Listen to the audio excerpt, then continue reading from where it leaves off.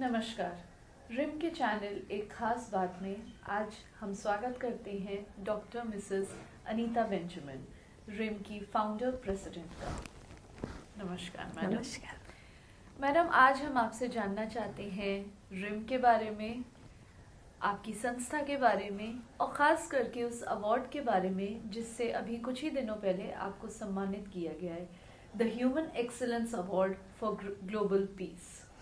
जी हाँ, बहुत बहुत धन्यवाद आपके चैनल का, रिम चैनल का, और इक्षिता जी आपका। मेरा नाम अनीता बेंजामिन है और मेरी संस्था का नाम है राष्ट्रीय ईसाई महासंघ।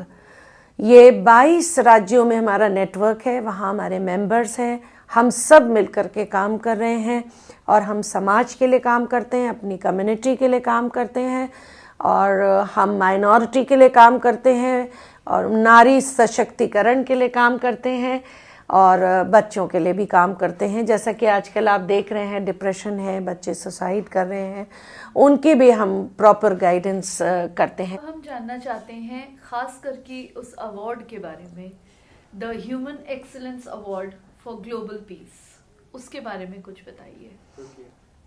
इक्षिता जी, जैसा कि आप इस अवार्ड के लिए जानना चाहती हैं, ये एक बहुत ही सम्मानित अवार्ड है जो कि मुझको वर्ल्ड ऑर्गेनाइजेशन है, academy of universal global peace, his eminence doctor Madhu Krishna के द्वारा इसको मुझे दिया गया है और इसमें 77 कंट्रीज के सिग्नेचर्स हैं और ये अवार्ड सारे प्रधानमंत्री और सारे प्रेसिडेंट्स को मिलता है, बहुत बड़े बड़े व्यक्तियों को मिलता है जो अपने जीवन में कुछ कार्य कर रहे हैं और वर्ल्ड पीस के लिए काम कर रहे हैं।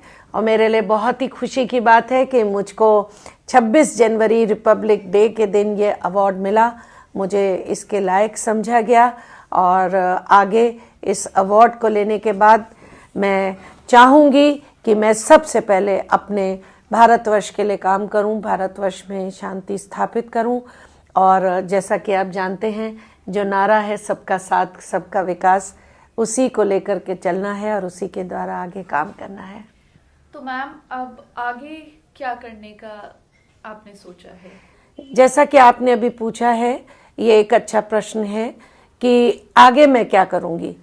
तो इक्षिता जी, मैं आपको बताना चाहूँगी कि मेरे लिए ये एक बहुत गर्व की बात है कि ये अवार्ड मुझको मिला है। तो मैं भारतवर्ष से ही काम करना शुरू करना चाहती हूँ।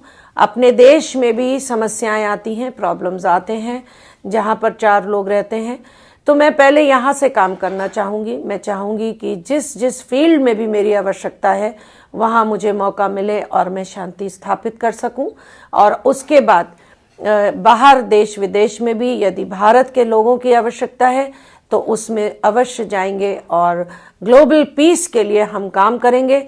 जिस संस्था ने मुझे चुना है, जिस संस्था ने मुझे इस लायक समझा है कि मैं इस कार्य को कर सकती हूँ, तो मैं अवश्य इस कार्य में आगे बढ़ चढ़ करके हिस्सा लूँगी और मैं चाहूँगी कि जो भी दर्शक सुन रहे हैं सब मेरे साथ आएं और मेरे साथ काम करें और सबका साथ सबका विकास नारे में विश्वास करते हैं हम सभी और इसको लेके हम चलेंगे।